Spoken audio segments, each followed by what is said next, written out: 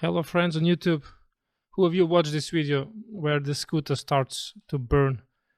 And luckily this guy didn't put it inside his car and no one got hurt, I think.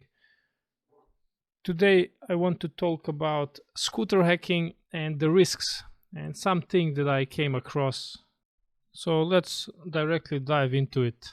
There is a chance that some of you maybe watched some of my videos that I have on YouTube.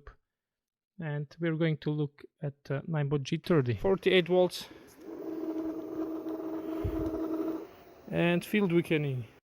The Segway Ninebot G30 is a durable scooter that a lot of people buy and also tune. If you buy one today, you will probably get a modified version, so a newer version with a newer motor and newer controller and so on.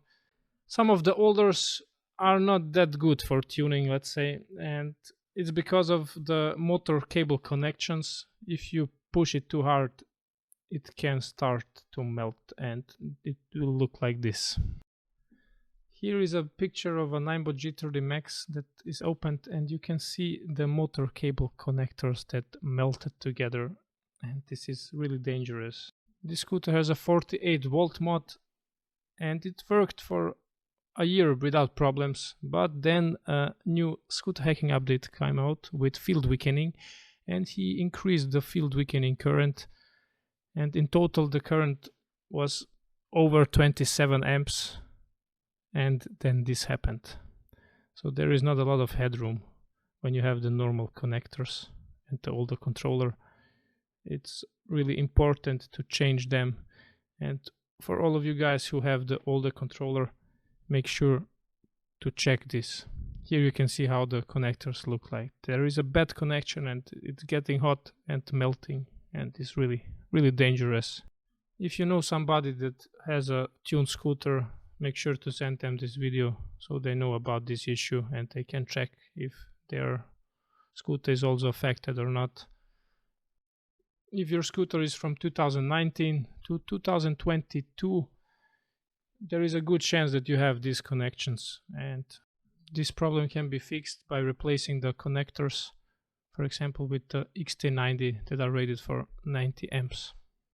There are also a lot of people who gave the scooters to a shop or to a friend to modify them, and you have to be really sure that they made a good job. I want to show you something that I saw a few months ago, and this is really dangerous and crazy. So let's look at it. Let me show you something. This is a G30 Max. This is the German edition, the G30D II, and normally it comes with this controller, and this is the original one that was inside. And this guy wanted to make it faster because it gives only 20 kilometers per hour, and a friend of him, he told him that he can do it and so on, and he couldn't flash this one. So he bought one from Amazon, some Chinese copy or something. Look at this, guys. This is a Shrinkwire, but you can easily remove them. So probably this can also short out somewhere or something. But let me quickly show you. It's really easy to get it out. He put on these things here. And he wanted to flash a Scooterhacking firmware and go, I don't know, with 30 amps or more. So this is dangerous. Please don't do stupid things like this. A really bad connection. Watch out who you are giving your scooters or devices to for modding. Okay, I got the controller out and look at this. There is no thermal pad. That's not good. If you use these bad connections here, the best option is to cut them and maybe solder directly. But this here, together with this, it's really a bad connection, and it's dangerous, I would say. It can melt and start burning. So how can we find out easily if our scooter is affected or not? So you can see in this picture, this is a Gen 2 motor, and there are also V4 motors and V1 motors. And the Gen 2 normally starts with the number 9. The Gen 1, if you have the Gen 1, that starts with the number 6.